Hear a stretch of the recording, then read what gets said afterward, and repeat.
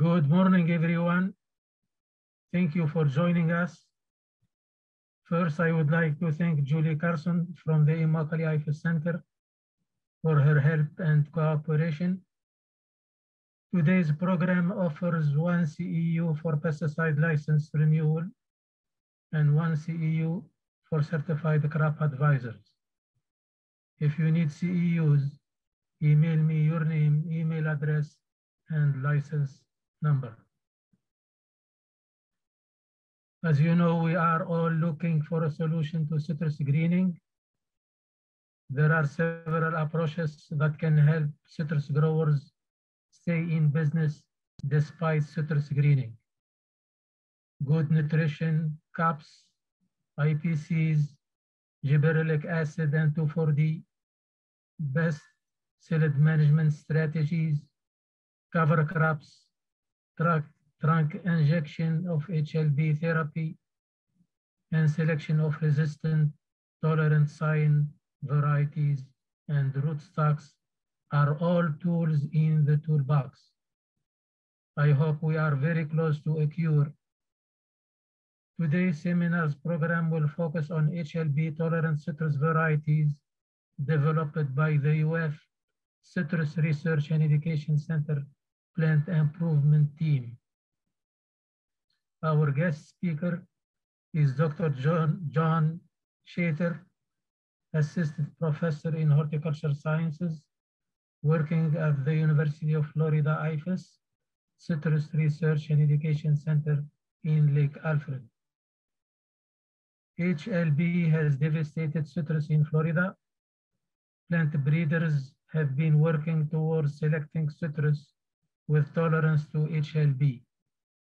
The following presentation will go over some of these HLB tolerant citrus varieties. Dr. Chater, please go ahead.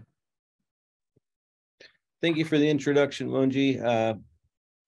Thanks for the nice introduction there. I'll just go ahead and get started.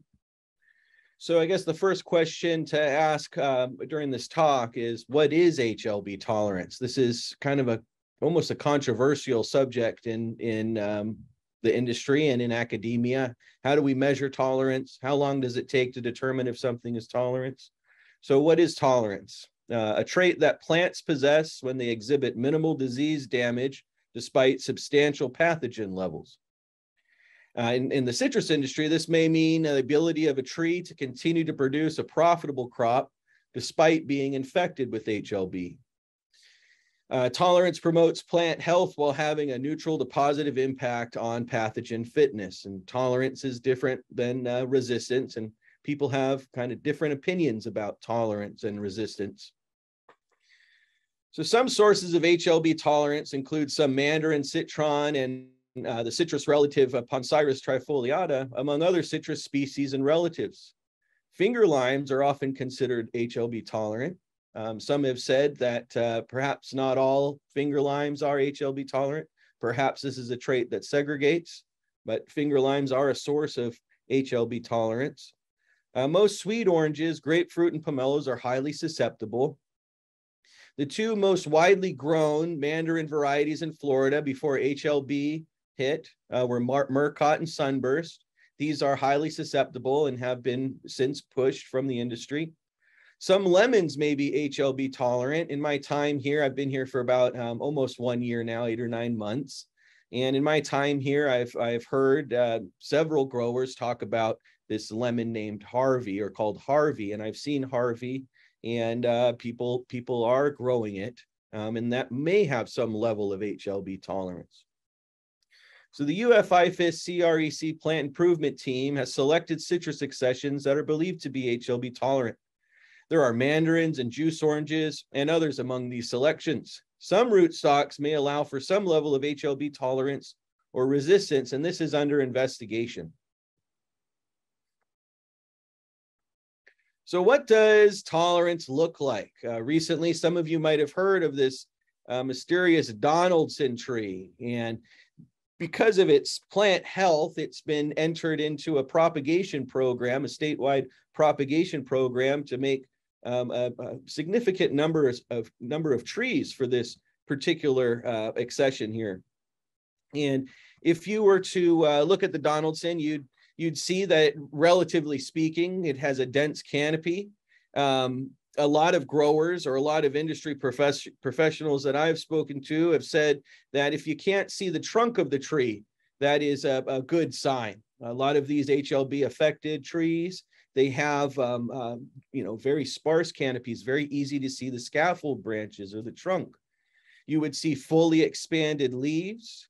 You would see fruit that is normal, fruit that doesn't have these HLB symptoms, misshapen fruit, fruit that might have greening in certain parts, misshapen fruit that has poor quality. Established feeder roots. We've learned over the years that HLB greatly affects the feeder roots in citrus trees. And so you would imagine that a tolerant tree would have a significant root system that will allow it to uptake nutrients and take up water, would have high bricks, or at least bricks that is commercially acceptable per the processor's specifications. And you'd have several boxes per tree, or at least a yield that would give you the pound solids per acre that you'd need when we're talking about juice oranges. Despite testing positive, you'd have all these traits despite testing positive from the qPCR testing for HLB. I've heard individuals state that this crossing threshold value below 36 would indicate an HLB positive tree. And not only would just one individual, like this Donaldson tree, to my knowledge, there's just one of these trees that we've been able to identify of this particular genotype. But you would want these traits, or this trait of tolerance, to be consistent and to exist in all of the individuals, or at least most of them, the vast majority of them, in a grove across multiple sites, which adds a level of complication in terms of determining if something is HLB tolerant or not. So that picture on the left is kind of a more recent picture of the Donaldson tree that is at USDA at the Whitmore Farm. And it is believed that it is on a swingle rootstock, but there is some investigation going on there. Here, and that Donaldson tree is considered an escape tree. Okay, so there are escape trees that I've been, and others in the plant improvement team have been identifying. There are these trees in St. Cloud that you see some individuals standing in front of. Some, maybe these are some recognizable faces, but you can see that these trees have really dense canopies, difficult to see the trunk. And they're growing much better relative to the other trees in that particular grove. I hope to investigate these types of trees, whether they are commercial varieties or maybe off types, to figure out, is it the rootstock, is it the scion, is it the combination? But we do see some level of what seems to be tolerance in the field for multiple individuals in the state of Florida. So over the years, the CREC Plant Improvement Team has been releasing a significant number of juice oranges. And from my time in California, I learned that breeding citrus sinensis, breeding juice oranges, is a very difficult task. It's hard to get something that would be considered citrus sinensis, to put it mildly. And so the breeders here at the CREC have developed technologies, biotechnology, to help increase the diversity of the number of the diversity of sweet oranges that we have to select from in the state. And so we have a great number of sweet oranges that have been selected for various reasons. And some of these sweet oranges are in the field in ongoing trials. You can visit them. If you ever wish to visit them, please contact me. I'd be happy to show you these trees wherever they exist, whether they're in trials here at the CREC or in other places. But you can see that there are numerous trials. Some of these are soma clones. Some of these are from irradiation. But there have been numerous releases of juice oranges, and I hope to go over some of these today. There are also, to kind of zoom in on some of these. One of these juice oranges that seems to be doing relatively better is this B9-65 Valencia selection. This was actually selected from a Conserve 2 trial, where many different lines were assessed for their profitability and yield. And I'll go over some of those data in this presentation to kind of show you where the selections come from and what types of data are collected in order for our breeders to choose one of these for release. And this was the best accession of many lines, and I'll show you this list of accessions, 4 pound solids per acre. You also have the N1332 Hamlin. This is a soma clone selected by Dr. Jude Grosser.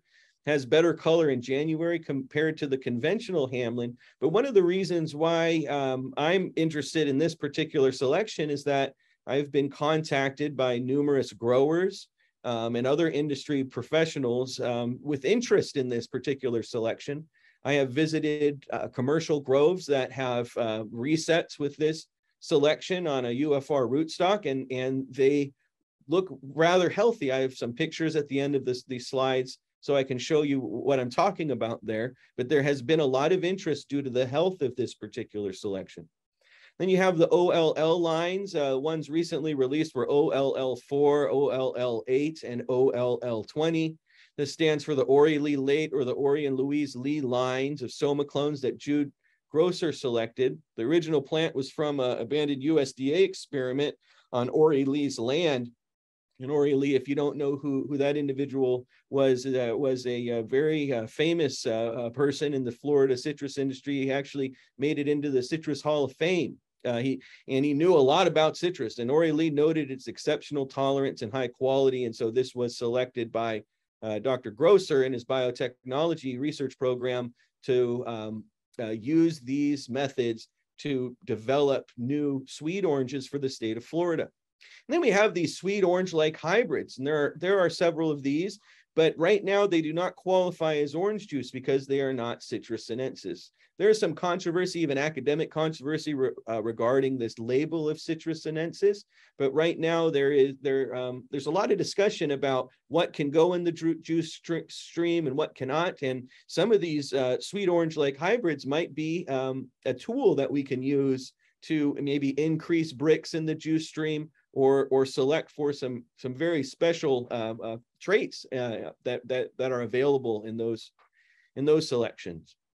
And then over the years, there have been HLB tolerant mandarins or mandarin-like hybrids that have been selected. A very famous one is Sugar Bell. This is a mandarin-like hybrid with known HLB tolerance. Has a Mineola-like flavor and good crop loads in most years. But soft fruit has become a problem in South and Central Florida, but the growers up in North Florida, at least the ones that I have heard from, they're doing okay with Sugar Bell. I'm actively investigating this in my lab and have a graduate student running several experiments to see if we can mitigate this soft fruit problem. But this is perhaps one of the flagship HLB tolerant varieties that really stood out when I first got here to Florida. I did not expect to see a tree in such good health. Gator Bites is another one, mandarin with excellent flavor. This is a new and distinct late maturing, early seedless and easy peel mandarin for the fresh market. And it was named after the University of Florida Gators, which might be good for marketing. But this is an easy peel. I have some pictures of this that I'll show you. But this might be a line that could, it is thought, may be able to compete with the halos and cuties that we see in the market.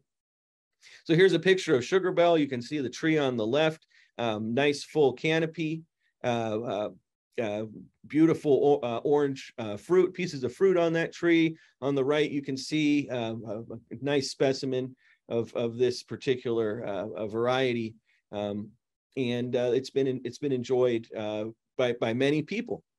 Here are some pictures of Gator Bites, easy peel. There may be multiple selections that may go into this Gator Bites category so that a grower could have an extended harvest period or harvest window where you would start it at one point in the season, and you might be able to go through 2 or 3 selections to have a nice wide season of these mandarins for market. Some other HLB tolerant mandarins include Marathon and Bingo. Marathon is seedless under all circumstances. It's easy to peel, good color and good flavor and segment structure. It's very early maturity with long on-tree storage capacity, firm fruit that may be harvested without clipping, saving labor costs at harvest. It responds well to ethylene and performs very well in long-term cold storage, and it's a cross between the wonderful Dancy mandarins and the Mukaku kishu. So these 2 wonderful varieties were used to create this Marathon, and we have Marathon here at the CREC. It's a delicious fruit. We had an industry. We've had multiple people in the industry visit this particular variety, and even one said it tasted like a popsicle and was very interested in this particular selection. But good HLB tolerance, nice strong branches that hold that fruit, and I haven't really seen many splitting problems that you can see with very productive mandarins. So and this year it was extra early, which can be a benefit, as many of you may know.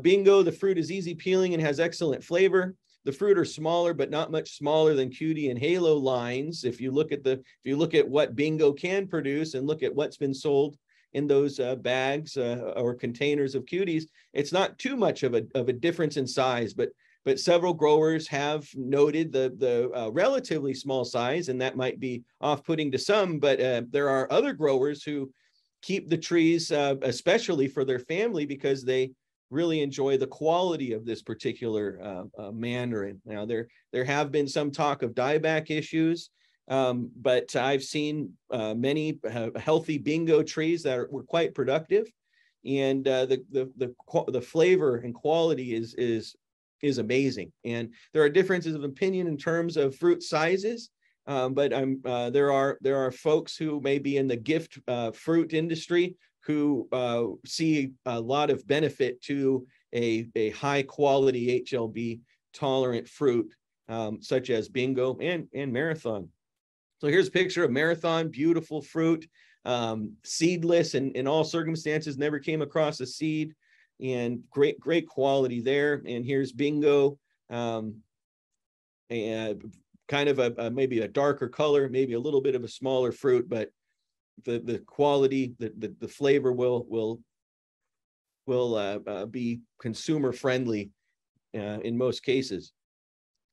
Here's another one, UF-1859, an orange-like hybrid. The original tree has good HLB tolerance, has high bricks, tropical flavor notes. It's attractive for the fresh market, has juice, the juice processing characteristics are under investigation, and it's been included in MAC top working and nursery trials. There's been a lot of interest in this 1859 orange-like hybrid. And here's a picture of 1859, and these types of HLB tolerant orange-like hybrids have the potential to increase the volume of the orange juice stream and can have rather high bricks and good color. And so there might be a benefit to utilizing these particular selections to mitigate problems we've been having with bricks in the juice stream, and to help enhance color, which is also a major factor in orange juice production. And when we come to color, I don't know how many of you have ever been to these juice displays and these fruit displays, but before I even started here at IFAS, I made sure to go to an open house that had one of these fruit and juice displays, and it was it's amazing how much material that they make available to the public. And starting off, you can try these different juices, and often they'll have a conventional standard there, like Hamlin, that you can compare some of these juices that may be from a single selection, or some juices that may be blends. And you can see for yourself what's coming out of those oranges, and see the differences from the color to the flavor. Up in the upper left, you can see this OLL20 that has very nice flavor and good color there. And here it is in a dispenser in the juice display. Here's another, I believe this is an orange-like hybrid, this KE-6-3. I welcome any of you to come to the fruit displays when we have them so that you can experience these, whether they are citrus sinensis selections or orange-like hybrid selections or any of the fresh fruit selections. I highly encourage you to visit and see what the plant improvement team has been working on these last several years. One that Dr. Grosser has been very excited about is this new Vernia somaclone-derived clone MB-R25-T9, selected for December maturity.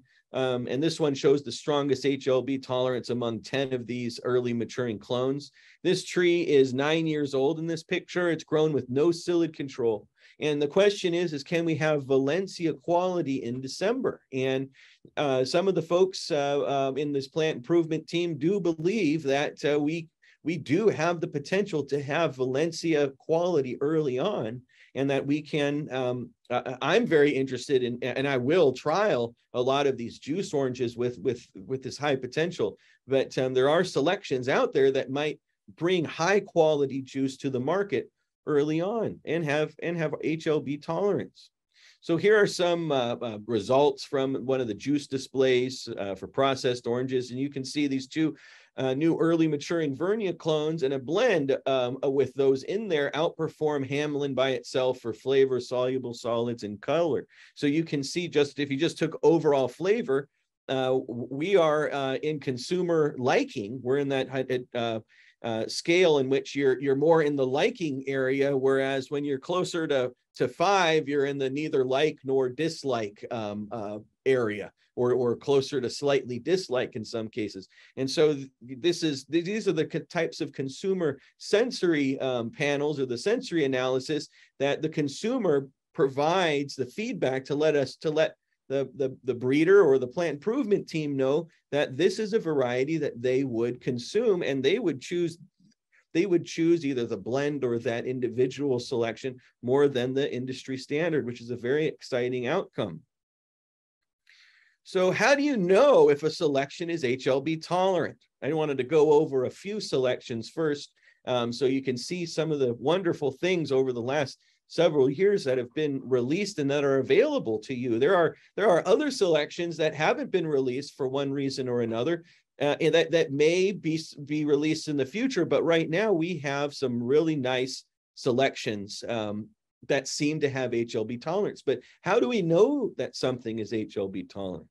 This is a very difficult question that takes years and a lot of money, a lot of funding and resources to answer. This comes down to phenotyping, the most expensive component, often the most expensive component to a breeding program.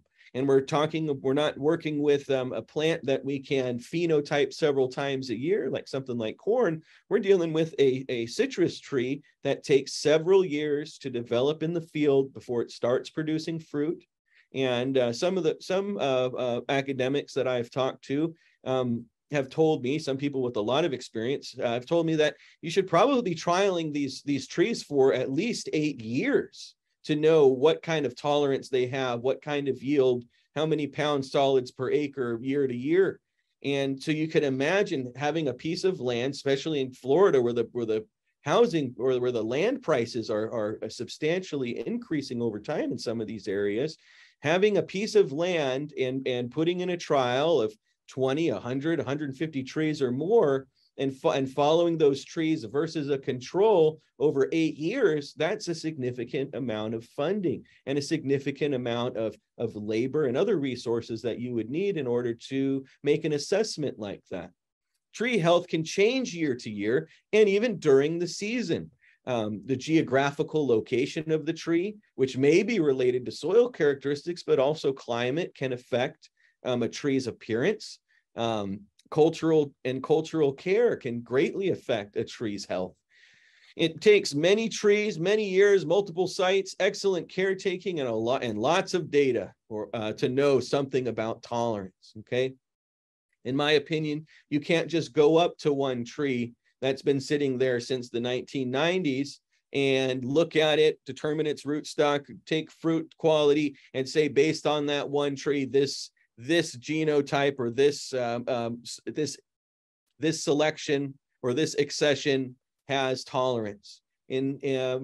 Practically speaking, it's probably not the best idea to determine tolerance that way. You would want to propagate, clean up that individual if need be, and propagate it in many locations and see over the next several years, do those traits hold up in multiple locations with multiple individuals? So I wanted to go over some of the data that is collected for some of these releases. It's important for the stakeholders to know what sorts of data are being collected. What are these trials for? What are we doing with them? How long can they last? And how do we make selection? How have selections been made in the past? I haven't made any selections, but these are selections that are made in the past. So here's a nice picture I found from Conserve 2, okay, kind of a wastewater treatment area where you can take the gray water and grow crops. So what is B9-65? B965 Valencia was selected for processing. It's a high yield, high solid selection with typical Valencia maturity. Best of 30 selections for yield and soluble solids in the trial at Conserve 2, and that shouldn't have an E at the end. It's just Conserve like this at the top. So here are some images of Conserve 2 trees. This trial existed before was planted before HLB hit and existed during HLB spread in Florida. So it's a very interesting trial for me to investigate and to look over the data and analyze the data, because it kind of shows before and after in some cases. So why did this trial matter? It represented a trial pre and post HLB.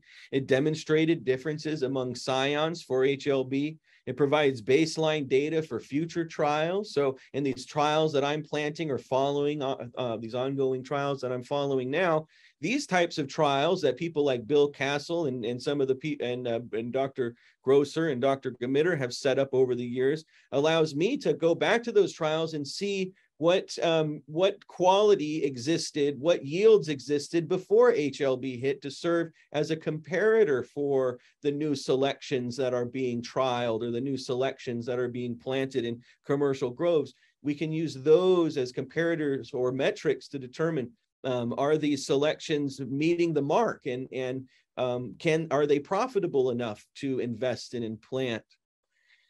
This kind of represents a long-term applied ecology type research. A large data set over a long period of time is a powerful source of information. It demonstrates the ability of soma clones to outperform a standard. Having these long-term data sets is extremely important because you can also see trends. So the purpose of the trial, the primary purpose of this trial was to conduct a semi-commercial scale evaluation of Valencia and mid-sweet scion selections to complement the existing scion cultivar range and provide a broader harvesting season. And I'm just going to present some of this Valencia data here. The second objective was to assess the response of selections to HLB. So material used in the trial, we had advanced soma clonal Valencia selections. We had irradiated bud lines of mid-sweet from the CREC Plant Improvement Team, and assortment of other selections, including ones from Australia and other places. Of special interest were young juvenile lines. And this was a very interesting study because in selecting these juvenile lines, we were able to kind of determine differences among mature and juvenile selections and see how those play out in the long term. And there was one Valencia control, mature Valencia control. So here's a list of all the Valencia types that were used in this trial. A very large trial, a very robust trial in terms of the number of selections. And so if I were to pull some of these out, you can see that you have the Valencia mature bud line and a juvenile bud line up at the top. This is Valencia 10-12-7. You have this Appleby Valencia and this B965. I put those in purple because those were the highest performing by some important metrics. And then you have some other well-performing selections there. And so this Valencia 10-12-7 is the mature line for comparison. So location and design, this is in Lake County, had Valencia mid-suite, Carrizo rootstock, planted March of 2000, randomized complete block replications with 4 replications, 14 trees per plot, and spacing 15 by 25 at about 116 trees per acre. We collected bricks, or they collected, the plant improvement team collected bricks, titratable acidity, sugar to acid ratio, color, pound solids per box, boxes per tree, pound solids per acre. And this presentation, again, is going to cover some Valencia data. So HLB in the 2010-2011 season, when the last data were collected, HLB had a minor visible impact on the project. Trees were rated in the 2017-2018 season with little change from the 2010-2011 season. So this was kind of relatively recent before it was pushed. Relatively, the HLB data was relatively recent. So results, bricks can be deceiving. So I asked an orange grower what the most important traits are from his perspective. And number 1 was pound solids per acre, and number 2 was yield per acre. Okay, so to this person, I was asking, you know, what do you want me to collect in these trials? I'm new here. I think this was maybe 2 months on the job. What's most important to you as a juice grower? When you looked at me, immediately said pound solids per acre and yield per acre. Those are the 2 most important metrics that a person could pull from one of these trials. So if you were to kind of look at, look at the big picture here and look at several years of data collected, you can see some trends. Someone might think that if you're growing Valencia, those bricks are, or somebody new who hasn't been growing Valencia like some of you, or growing juice oranges for several years or decades like some of you have, might think that bricks is pretty much stable from year to year. But you can see even pre-HLB, we've been having it's almost like a roller coaster ride in terms of some of these traits, ranging from bricks, which peaked out in 2008 from these years. You can see there are mediocre years. There are some years that bricks was rather low, years in which the average bricks was up to 13.5, which is phenomenal, relatively speaking, to where we're at today. You can see acid levels had changed dramatically over those years, with a major dip in 2007. And after that major dip, a great increase after that. This hasn't been explained. Perhaps there are climatic reasons for this.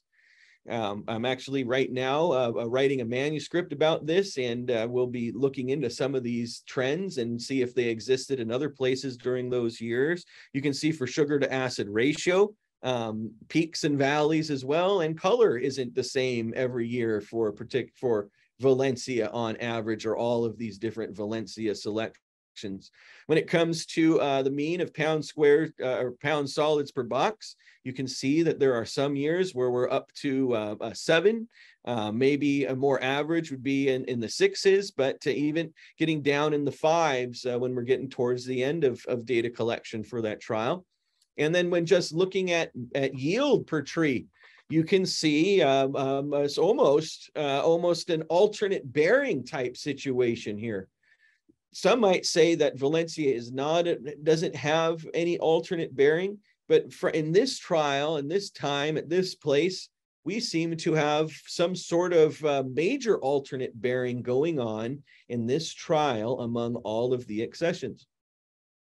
And so if you were to look a little deeply at these data and were to look at bricks, you can see that instead of just looking at one statistic, the mean for all of the varieties or all of the selections or accessions in that trial, you can see that they're the scattering of the data from year to year. So you might have some years in which the data is more scattered than others, and you can actually start picking out data points as to figure out which selections were the highest for bricks over the years. And, the title of this section is Bricks Can Be Deceiving. And so what I wanted to kind of show you, I know that these are rather messy or busy slides. I believe that you folks can handle something like this, but it's basically showing on the y-axis here bricks, and on the x-axis here all of these accessions. And I highlighted the accessions that are high brick accessions in blue. So year to year, these blue ones seem to have higher mean bricks compared to most of the others. This yellow is the industry standard, kind of a wide spread there. And then the purple were the best accessions that we found in the study. And so you can see that the accessions that turned out to be the best performing per pound squared, pound solids per acre, were not the highest in bricks from year to year.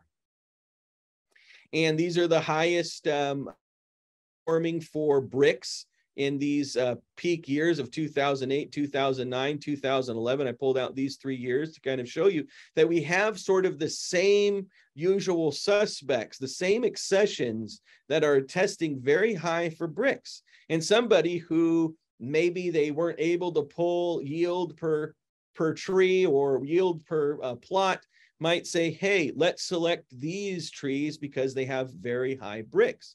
But as we'll see a little bit later, that if you were to look at this list, B965 isn't here. But if you were to look at the spreadsheet that's on the website, a lot of these data have been posted on the website. So this is all accessible. Most of these data are accessible to you stakeholders, so that if you have any interests about this trial, you can go and look at some of these data, but this is available to you. You can see that the top selection wasn't one of these highest performing for bricks. And if you were to look at this top selection, B965, you would see for pound solids per acre, about 11,420. But if you were to look at the industry standard, it's over 1,000 pound solid per acre less, maybe 1,300 or 1,200 less per pound solid per acre. And so just because an accession has high bricks doesn't necessarily mean it's going to come out on top, because the yield is perhaps just as major a player as bricks are, right? If you have very few fruit and high bricks, you're not going to get the level of pounds solids per acre as you would for a tree with maybe mediocre bricks, but you have 7 or 8 boxes on that tree, okay? So B965 was the best performing scion in the trial. It has been released by IFAS, and it has been planted in Florida. Applebee juvenile was a close second. This was one of those juvenile lines. So we've noticed that despite it being juvenile, it's able to produce a lot of pound solids per acre. But according to some, the processors did not necessarily like this flavor. They had some differences in the oil. Okay, so this made this B965 even more enticing. The industry standard ranked far behind in 3rd place. Juvenile selections were two of the top 5 per pound solids per acre. So you can see these juvenile line, Appleby or Applebee Valencia, and this juvenile version of the industry standard 10-12-7. These are both juvenile lines, and they were among some of the best performing, which was very interesting. So bringing back this boxes of trees per acre, you can see that you have this almost an alternate bearing type situation here. And if you were to look at the individual data points, instead of looking at the averages, and you were to pull out these particular accessions that are performing very well year after year for yield, you would find that this B965 is towards the top of the list if you were doing a different statistical analysis by year among all of these Valencia selections. This purple one, this B965 is really high on the list in most years. In 2011, there were no differences there. So this position of B965 being very much at the top of performance for yield kind of played into this equation that leads us that leads the plant improvement team to have selected that particular accession based on pound solids per acre and even yield. So if you were to look at cumulative yield, you would find that this B965 produced the most boxes per tree compared to all of the other selections. So pound solids per box, you can see that B965 was much higher than many of the other selections, even more so than the mature commercial standard line. Okay, and you can see that some years we have more mediocre mean pound solids per box, and then some are low and some are high. So in that 2010, we didn't have much difference there. But some years, perhaps there are no differences among selections, and so that year it's kind of like a tie, right? But in other years, the cream rises to the top, and those can be selected by the plant improvement team moving forward. So what would the grower want? Well, according to this this multi-generational grower who told me yield in pound solids per acre, I think he's a 5th generation juice grower. Well, I think that he'd want the highest yield, like he said, which would be the B965, about 15 boxes per tree cumulative. And he'd want the highest pound solids per acre, 2,117 pound solids per acre on average. This somaclone was selected for release and has been planted in Florida groves and is available for growers. The performance of juvenile material should be considered for inclusion of mature and juvenile check are an important part of the trial. Okay, and then there's the thorn issue. And one more important point I'd like to bring here is, or point out here is that there were some HLB ratings involved in this trial. And so here's a HLB rating. In this case, the higher the number, the more symptomatic. If you were to pull out B965, it was one of the least symptomatic of all of the selections in this particular trial. Here's B876. This one also might have some HLB tolerance according to these data, as evidenced by these data, but it didn't have the performance for pound solids per acre or yield. So why would we choose that one? We choose the best of the best there. Okay.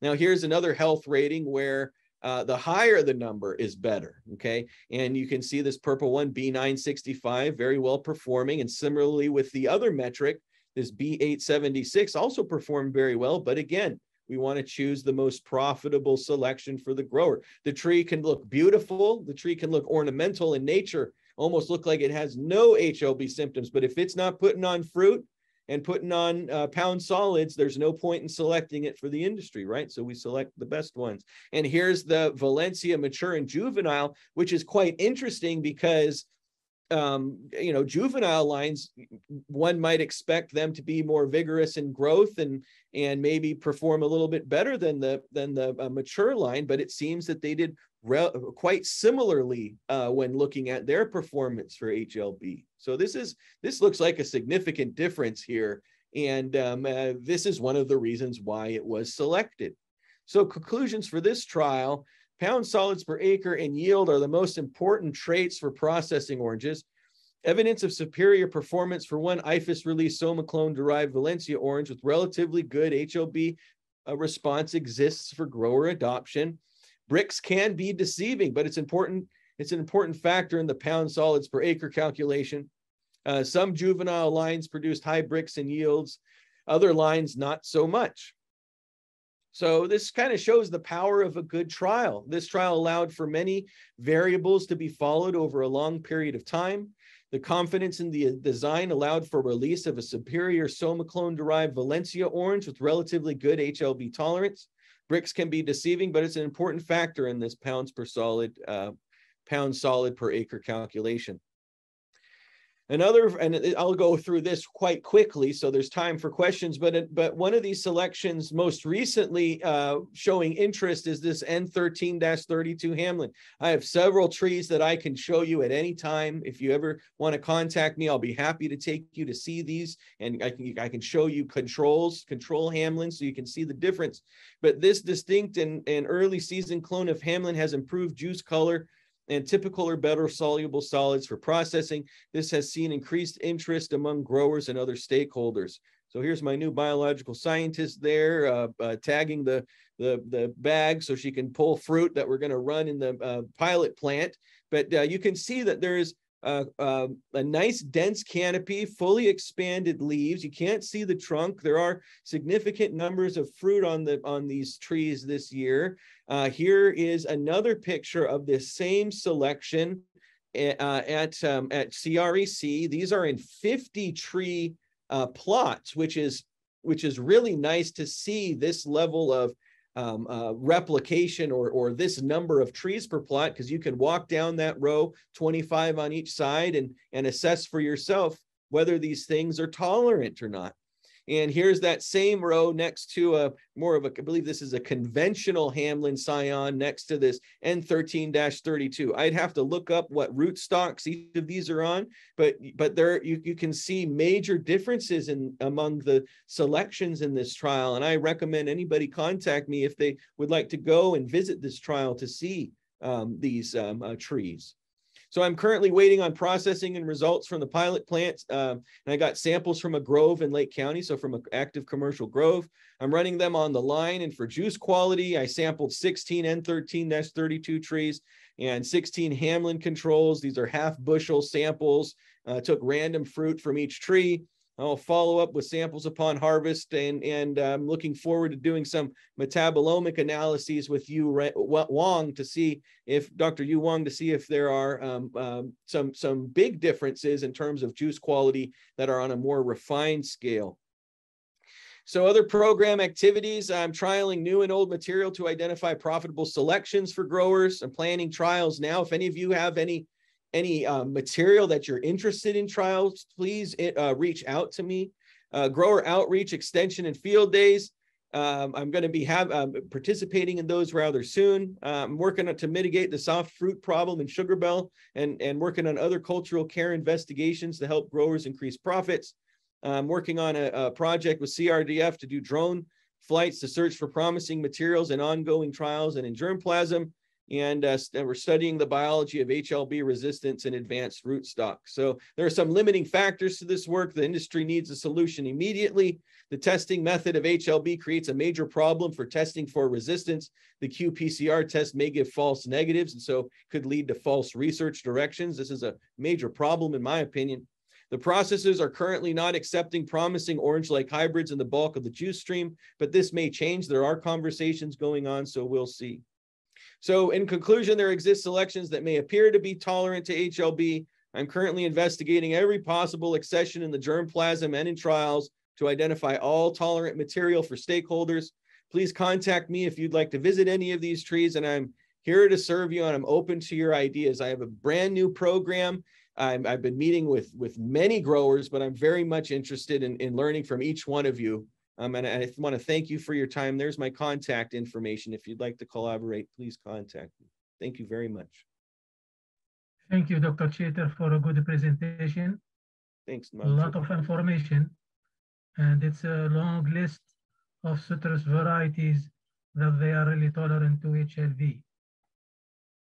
Any question? If you have a question, please unmute yourself and speak up. Mongi, we do have something in the chat. This is from early on in Dr. Chater's talk. Health is good, but what about fruit productivity and fruit quality on the N13-32? Thank you very much for your question, James. That's a very good point, and this is something that the growers have been telling me since we've been looking at this season.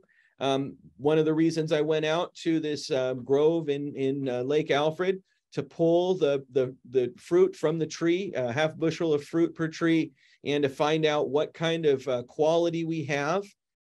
We did fruit counts, and I am waiting for the harvesting crew to contact me so I can bring a field scale out there and get yield per tree that I can couple with what I'm running on the lines there to try to understand what the yield for those trees are and what the relative quality to Hamlin, conventional Hamlin is in it for that particular grove. At least these trees are younger than the conventional Hamlin that are in that grove, so that's a consideration. But I am very much in on finding out what kind of quality and yield we're getting from this N13-32. Dr. Grosser, he has selections that he believes may even outperform N1332, but we have a significant number of trees, at least from my standpoint. We have enough trees with statistical power to start measuring these things. So James, I'm on it, and I'm going to be releasing those results as soon as I possibly can. Thank you for your question.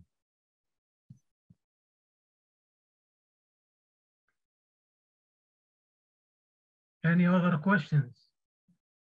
Any comments?